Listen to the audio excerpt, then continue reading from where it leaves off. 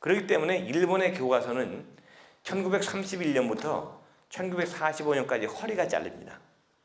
거의 안 가르쳐요. 대충 넘어가면서 기껏 한다는 소리가 중국 침략이 아니라 중국 진출이라고 그러죠. 침략이라고 얘기하는 거하고 진출이라고 얘기하는 건 전혀 다른 얘기입니다. 이건 전혀 다른 얘기입니다. 그 다음에 한 30만 명을 죽였던 난징 대학살 있죠. 중국에서는 난징 도살이라고 그럽니다.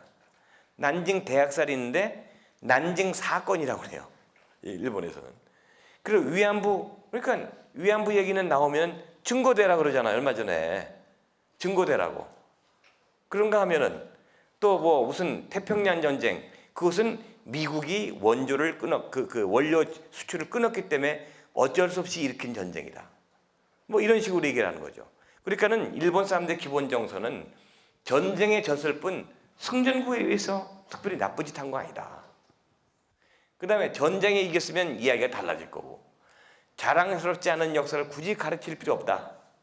그리고 선조들의 잘못 알면 존경심이 사라지기 때문에 우리 사회의 하모니가 사라진다.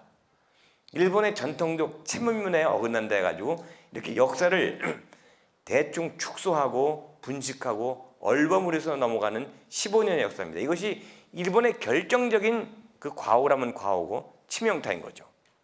여기 보십시오. 이것이 한쪽으로는 이게 전부 시체입니다. 이게 일본 남경사 때 전부 시체 이게. 근데 여긴 뭐냐면은 일본 신문에는 백인의 목을 빈 초기록을 세웠다는 그 일본 군인들의 그 사진이 대서특필됐어요. 일본에는 그 참수라는 거 있죠. 일본도로 목을 내려쳐서 죽이는 거.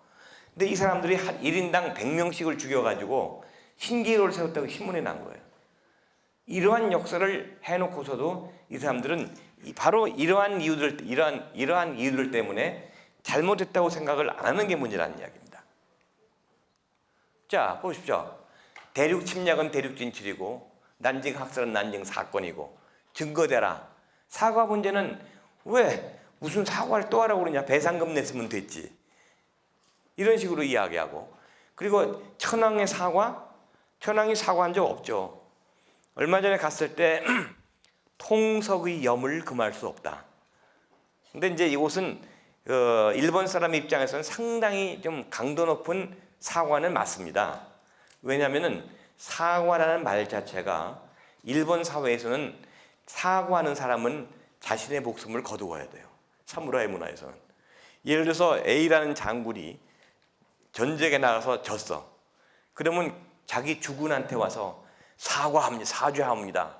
전쟁에 졌습니다. 그 이야기는 너 배갈려라 그 얘기거든요.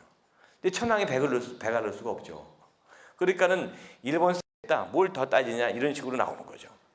이것이 바로 이 역사 교육의 문제인데, 바로 이 15년간의 1931년부터 1945년까지의 역사를 제대로 안 가르친 결과가 저렇게 나온다는 이야기입니다.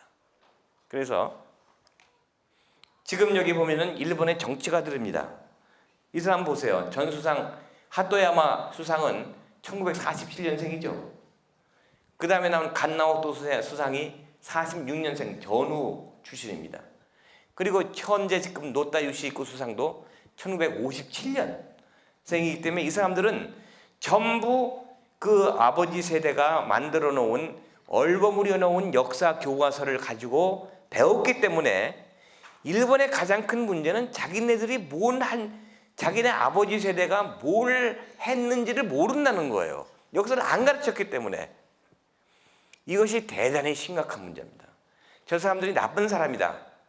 저 사람이 의도적으로 못되게 굴려고 한다. 그것이 아니라 저들 아버지 세대가 역사를 뭉뚱그려서 엉성하고 분식해서 그리고 왜곡해서 가르쳤기 때문에 오늘날의 지도자들이 일본이 과거에 뭘 잘못했는지 모른다는 것에 가장 큰 문제가 있는 겁니다. 이것이 바로 역사 교육을 정확하게 해야 된다는 바로 가장 중요한 이야기죠. 그래서 일본이라는 나라는 지금 역사 공부를 다시 시작해야 되는 그런 문제가 있는데 이 사람들이 이걸 몰라요. 그래서 지금 날이 갈수록 오히려 전쟁이 점점 멀어지고 있지 않습니까? 과거로 돼서 지금 벌써 60몇 년 됐고, 그래서 전쟁과의 그 이 기간이 길어지면 길어질수록 점점 그 전쟁에 대한 책임감이 희석되고, 그리고 오히려 더 우익의 목소리가 더 심해지는 것이 오늘날 그 이 문제죠. 뭐 이시하라 신타로 같은 동경 시장 같은 사람들은 아주 노골적으로 극우적인 발언 그런 것을 뭐 아끼지 않고 있는데, 그래서 일본의 젊은이들 한번 얘기를 해보세요. 그럼 꼭 이렇게 얘기를 합니다. 보세요. 이거. 자, 전쟁은 일본 젊은이들 얘기입니다. 전쟁은 우리가 한 것도 아니고 우리 아버지도 아닌 할아버지 세대가 일으킨 것이다. 나는 전쟁과 아무런 관련도 없다. 그런데 왜 자꾸 우리에게 전쟁 이야기하고 일본인의 책임을 얘기하는가? 어? 우리들 젊은 세대들은 과거에서 벗어나 글로벌하게 친하면서 지내면 안 되는가? 이거 중국입니다. 한국과 중국 젊은이들을 만날 때마다 과거사와 일본 책임을 이야기하는 것은 정말 이해가 가지 않고 안타까운 얘기다. 그 역사를 안 배웠으니까. 그래서 우리는 죄 없는 과거사의 영혼이 죄인이 되어야 하는가? 우리는 과거보다 미래를 열어가야 될 젊은이가 아니냐? 이렇게 얘기를 합니다. 이것이 일본 젊은이들의 공통된 얘기예요. 그래서 일본 젊은이들이 한국에 오거나 중국 가서 이야기하다가 과거사 얘기 나오고 사제 얘기하면 전혀 이해를 못합니다. 또 그 얘기야? 왜 그래? 내가 한 것도 아닌데. 왜 그래? 왜? 그러니까 이것이 얘기가 안 되는 거죠. 이것이 바로 역사를 잘못 가르치고 왜곡되게 가르쳐온 일본 선조들, 이들 할아버지, 아버지 세대들의 가장 큰 책임입니다. 그러면서 이 사람들은 말이죠, 전쟁의 피해자는 오히려 우리다는 그런 정서가 강해요. 그래서 저기 히로시마 가보면은 전쟁에서 이 파괴된 원자폭탄으로 파괴된 이게 히로시마 돔, 이걸 그대로 보관해가지고 전쟁의 아픔을, 자기들이 당한 그 아픔을 다음 세대들한테 전하고 있는 거죠. 그러니까 지금의 젊은 세대는 우리가 전쟁을 해서 졌다 뿐이지 뭘 잘못했다는 거냐, 피해자는 우리다 하는 그런 의식이 강하다는 이야기죠. 자, 그러면 이번엔 독일을 봅시다. 독일이라는 나라는 아까도 얘기했듯이 국경이 9개나 되는 나라입니다. 그리고 정말 지겹게 싸우고 지겹게 전쟁도 많이 하고 먹히기도 하고 먹기도 하고 지지고 볶고 별 기고만장한 파란만장한 그런 전쟁의 역사를 겪었죠. 그래서 이 지도를 보시면은 먼 나라 이웃 나라 독일 편 보신 분은 알겠지만은 이 독일이라는 나라가 생긴 이유가 사실은 저기 그 이 1800년 지금부터 1200년 전인 서기 800년대까지만 하더라도 프랑스도 없었고 독일도 없었고 이탈리아도 없었고 프랑크 왕국이라는 하나의 나라가 있었습니다. 프랑크 왕국에서의 그 왕이 이 카를 대제였는데, 카를 대제, 이게 이제 카를 데어 그로세라고 해서 독일 말로 하고, 그 다음에 이게 불어로는 샤를마뉴라고 그러죠. 들어보셨죠? 샤를마뉴, 뭐 카를로스 마그누스 이렇게 여러 개 쓰는데, 이 카를로스가 죽으면서 자기의 땅덩어리를 프랑크 왕국을 세 아들한테 나눠줬습니다. 이렇게 여기 첫 번째 가운데 있는 이 땅을 갖다가 요걸 장남한테 나누어주고, 요 땅을 갖다가 동쪽을 갖다가 둘째 아들, 그 다음에 요 땅을 갖다가 셋째 아들 샤를에게 나눠줬죠. 카르에게 이렇게 나눠줬습니다. 요 땅은 왜 노란색으로 표시했냐면은 프랑크 왕국의 땅이 됐다 안 됐다 했기 때문에 그냥 예비지로 남겨둔 그거예요. 근데 요 막내 서프랑크 왕국이 그래서 오늘날의 프랑스의 모태가 됐고, 그 다음에 여기 로타르 열세 요게 사실상 독일의 모태가 되었고, 여기도 이제 거의 비슷했는데 요 첫째 아들이 일찍 죽어요. 일찍 죽어. 그래가지고 그 땅을 갖다가 그 땅을 요 샤를하고 요 루드비히어 여기하고 둘이서 갈라먹습니다. 요 조약이 말하자면 베르댕 조약이라는 것이고, 그 다음에 나온 조약이 이 메르센 조약이라고, 소위 그 870년에 가서야 서기 870년에 가서야 오늘날의 정확한 독일과 프랑스와 이탈리아의 모태가 형성된다는 이야기죠. 그래서 이 땅을 갈라먹어 가지고선 여기가 독일이 되고 여기가 프랑스가 되고 여기가 이탈리아가 되는데, 이탈리아라는 나라가 지도에는 있지만 이탈리아라는 나라의 이름이 생긴 것은 1870년이 처음이죠. 그래서 이 땅은 이 원래 프랑크 왕국의 땅이었기 때문에 여기 주인이 전부 자기가 주인이라고 맨날 싸우던 그런 땅입니다. 그래서 우선 독일과 프랑스는 그렇게 싸움받기로 해도 역사의 출발이 같습니다. 한 뿌리에서 나왔고, 그렇기 때문에 그렇게 싸운다 하더라도 한 조선과 일본과 그렇게 다른 그런 것이 아니라 같은 조상, 같은 뿌리라는 점에서 역사가 시작되는 거죠. 그때부터. 그런 면에서 이 두 나라는 그렇게 싸워도 하나의 그 공통적인 특징을 가지고 있고, 이러한 역사가 쭉 지나와서 1945년 전쟁 이후에는 너무나 이제 달라지니까 이제 심지어 나오는 것이 프랑스, 독일 공동 역사 교과서라는 것이 나옵니다. 두 나라가 같이 쓰는. 그 역사를 그대로 가르치는데, 이 사람들이 가르치는 역사라는 것은 거짓말을 할 수가 없어요. 왜냐하면 주변 나라가 9개나 되기 때문에 이 독일에서 자기네 역사를 갖다가 일본과 같이 적당히 프랑스를 갖다 침략하고선 프랑스 진출 이렇게 했다가는 작살나는 거죠. 그냥 옆 나라에서 난리법석으로. 그래서 이 사람들은 이 역사를 정확하게 쓰는 것이 이제 체질화되어 있고, 그래서 이 공통의 역사였기 때문에 이 지방은 하나의 이 의식 구조라든가 역사에 대한 그런 관점이 그렇게 같다 이야기죠. 여러분들 얼마 전에 조선일보 보셨으면 이 사진 기억하실 겁니다. 1970년에 1970년 12월 7일 날 세계사가 바뀐 사건이 벌어집니다. 그 당시의 수상이 누구냐면 독일의 소속 수상이죠. 빌리 브란트 수상입니다. 빌리 브란트 수상이 폴란드를 방문합니다. 1970년 12월 7일 폴란드를 방문하는데, 폴란드를 방문하는 그 이유가 뭐냐니까 폴란드와 독일과의 조약에 사인하러 갑니다. 그 조약의 내용이 뭐냐? 독일이 2차 대전에서 짐으로 해서 폴란드에게 돌려준 영토는 영원히 다시 요구하지 아니한다. 무슨 말인지 아시겠죠? 우리는 침략의 의지가 전혀 없다 이게요. 우리 어떻게 보면은 일본 사람들 같이 보면은 우리가 뺏긴 사할린 같은 영토 같은 거 아니에요?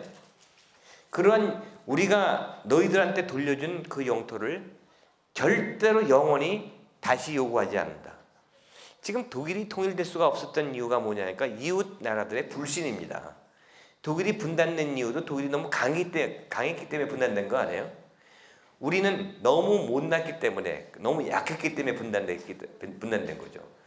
우리가 식민지 30년을 겪고 너무 약했기 때문에 소련하고 미국이 아무렇지 않게 우리한테 물어보지도 않고 38선 그어버린 거 아니에요. 근데 독일은 2번이나 세계를 상대로 전쟁을 일으킨 강대국이기 때문에 저것들을 그냥 둬서는 안 된다 해서 강제로 분할시킨 게 독일 아닙니까? 그 중에서도 제일 피해망상이 큰 나라가 폴란드입니다. 폴란드라는 나라가 역사에서 3번 지도에서 없어집니다. 없어지는 이유가 폴란드 분할이라고 해서 오스트리아, 프러시아, 러시아 이 세 나라가 뻑하면 만나가지고 지도 그어가지고 다 갈라먹어요. 그래서 3번이나 없어졌어요. 그래서 여러분들이 교과서 같은 데 보면은 쇼팡이라는 사람이 고국을 떠날 때 흙을 가지고 간다 그러죠. 그것은 사기예요. 왜 그러냐면은 폴란드만 흙 가지고 가는 게 아니라 폴란드 사람은 누구나 고향을 떠날 때 흙을 가져갑니다. 그만큼 기구한 역사였기 때문에 조국에 대한 애타는 마음이 강하겠죠. 그렇죠? 그렇기 때문에 이 폴란드는 3번이나 독일에 의해서 나라가 없어진 그런 거기 때문에 폴란드 사람들한테 제일 부러운 나라가 어디냐 그러면 독일이라고 그러는데 제일 무서운 나라가 어디냐면 독일이에요. 지금도. 그래서 폴란드에게 가장 큰 공포가 독일이 지금은 저렇게 전쟁에 졌지만 저 나라가 다시 강해지면 또 우리가 위험해지는 게 아니냐. 그걸 다독이기 위해서 이 브란트 수상이 가서 폴란드에 가서 이 영토에 대한 주장을 다시는 안 한다는 그 조약에 사인을 합니다. 그것이 1970년 12월 7일 날이에요. 그런데 그 사인식이 끝난 다음에 빌리 브란트가 방문한 것이 폴란드의 그 바르샤와에 있는 게토입니다. 게토란 말 들어보셨어요? 게토라는 게 뭐냐면은 대전으로 치면 예를 들어서 무슨 문화동인가요? 예컨대 한 동네를 이렇게 완전히 담장을 쳐놓고 유대인만 거기다 다 가둬놓은 거예요. 게토라는 것이. 그러니까 유대인 격리지구죠. 그러니까 한 도시의 한 구덩이를 완전히 철조망으로 이렇게 막아놓고 유대인이 밖으로 나가지 못하게 전부 거기다 몰아넣으면 돼요. 그러니까 유대인이 제일 많이 희생된 데죠. 거기에 유대인 위령비가 있는데 이 빌리 브란트가 유대인 위령비에 거기에 이제 그 헌화를 하러 왔습니다. 헌화를 하러 와서 여기 보시다시피 이 꽃을 갖다가 이걸 낸 다음에 꽃을 한 다음에 그 다음에 사건이 터진 겁니다. 비가 주룩주룩 오는 날이었는데 독일 수상이 갑자기 무릎을 철부덕 꿇었어요. 무릎을 꿇고 비를 맞으면서 눈물을 흘리는 거예요. 그래서 그 다음날 전 세계 언론에서 난리가 났습니다. 일부 언론은 독일 수상이 생쇼한다. 정말 웃긴다. 그랬지만은 이 독일 사람들뿐 아니라 전 세계에서 지금 난리가 난 거죠. 아니 아무리 자기 개인 감정이 그렇지만은 한 나라의 대표로 나간 수상이 아무리 그래도 가서 남의 나라 가서 빗물이 철벅철벅한 바닥에다가 세멘트 바닥에서 양복이 젖게 무릎을 꿇어. 그게 있을 수가 없는 일이다. 그래서 그 다음 주에 그 슈피겔이라고 하는 유명한 독일 주간지에서 여론조사를 했는데 그 응답한 사람의 51%가 이건 쪽팔리는 일이다. 잘못한 일이다. 하고 나왔고 49%가 잘한 일이다. 이렇게 나왔는데 그때 그 여러 인터뷰 기사에서 빌리 브란트한테 물었습니다. 당신 이거 이미 짜고 한 거 아니냐? 의도된 거 아니냐? 근데 빌리 브란트가 그렇게 얘기했습니다. 내가 만약에 의도로 갖고 계획한 일이었다면 내 보좌관이 먼저 알았을 거 아니냐? 보좌관도 모르는 일이고 나도 계획이 없던 일이었다. 그러나 바로 이 역사의 현장에 선 순간 역사의 무게에 내가 무릎을 꿇지 않을 수가 없더라. 그런 말을 한 거죠. 이 장면은 하나의 전쟁을 일으킨 하나의 국가의 수장으로서 진정으로 사죄하는 그 모습으로 전 세계에 보였다는 얘기죠. 그 대답이 그 다음에 노벨 평화상으로 들어갔습니다. 노벨 평화상이 중요한 게 아니라 그 다음 장면입니다. 그런데 그 폴란드에서는 이 빌리 브란트에 대해서 어떻게 화답을 했느냐? 바로 여기가 빌리 브란트가 무릎을 꿇었던 장소예요. 거기에 기념비를 세우고 거기에 무릎을 꿇은 빌리 브란트의 모습을 동판으로 세워놓고 그리고 거기에 그 광장 이름을 빌리 브란트 광장이라고 지었습니다. 이건 하나의 감동이죠. 이게 뭐냐니까 그 폴란드 사람들이 당한 사람들이 고마운 거예요. 자기들이 역사에서 그렇게 당했으면서 이렇게 사죄하는 가해 국가의 수상한테 너무나 진심으로 가는 이것이 바로 오늘 독일이 통일을 할 수 있었던 가장 큰 원인입니다. 이웃 나라에게 신뢰를 주었다. 이 바이트레커가 이 연설이 아주 의미심장한 연설을 했습니다. 독일 국가의 이름으로 저지른 사건은 변하지도 잊혀지지도 않는 것입니다. 역사적 책임감이라는 이거 중요합니다. 자신의 역사를 있는 그대로 받아들인다는 뜻입니다. 그렇죠? 오늘을 올바르게 살기 위해 과거를 정직하게 기억해야 합니다. 독일의 역사가들은 국민이 그렇게 살 수 있도록 도울 의무가 있습니다. 이 얘기는 절대로 분식을 하거나 왜곡을 하거나 축소를 하거나 이 중국 대륙 진출이다, 남경 사건 이런 식으로 하지 말라는 이야기죠. 바로 여기에서 그 결과가 뭐냐? 결론적으로 일본 젊은이가 하는 이야기를 아까 말씀드렸습니다. 근데 독일의 젊은이들은 뭐라고 얘기하느냐? 나는 원하든 원하지 않든 이 앞에 나왔네요. 독일 젊은 세대들은 계속해서 전쟁의 역사하고 유태인 학살에 대한 얘기하고 그러면 이렇게 얘기를 합니다. 전쟁은 우리 아버지도 일으키지 않은 할아버지 세대가 일으킨 것이다. 나는 전쟁과 아무런 관련도 없고 전쟁에 관여한 바도 없다. 그런데도 자꾸 우리에게 전쟁을 이야기하고 독일인의 책임을 이야기한다. 우리는 젊은 세대들과 과거에서 벗어나 글로벌하게 세계의 젊은들과 친하게 지내고 싶다. 우리는 과거보다 미래를 이야기할 여기까지는 일본 아이들하고 똑같죠? 똑같죠? 근데 그 다음이 다릅니다. 어떻게 다르냐? 그러나 원하든 원하지 않았든 나는 독일인으로 태어났다. 독일인이라는 숙명역 사실만으로 나는 선조로부터 이 나라의 역사를 물려받았고 이에 대한 책임이 있다. 내가 독일인이라는 이유 하나만으로 선진국 국민 대접을 받고 당당할 수 있는 것도 바로 선조가 물려준 이 나라의 덕이다. 우리는 과거 나치가 저지른 범죄와 유대인에게 한 짓을 숨김없이 정확하게 배웠고 그에 대해 책임지는 교육을 받았다. 그래서 우리는 우리의 역사에 책임이 있고 그것을 결코 잊지 않는다. 여러분들 일본의 젊은이와 독일의 젊은이들의 이야기가 확연히 다르죠. 그리고 왜 다르다고 생각하십니까? 이것은 역사 교육이 있습니다. 역사를 어떻게 가르치느냐에 따라서 이 사람들의 의식구조와 국민의 의식구조가 근본적으로 바뀔 수 있다는 얘기죠. 그래서 마지막으로 저는 이렇게 말씀드리고 싶습니다. 역사는 있는 그대로 전해야 한다. 그것이 자랑스럽든 수치스럽든 덧붙이고 붙이는 가짜의 얼굴의 역사는 자손들이 어머니 얼굴을 알아보지 못하게 하는 이유이다. 어떤 역사를 가르치느냐에 따라 한 국민의 의식 구조는 미래지향적이냐 과거지향적이냐로 결정되는 것이다. 여러분 맞는 얘기입니까? 네, 여기서 끝내겠습니다.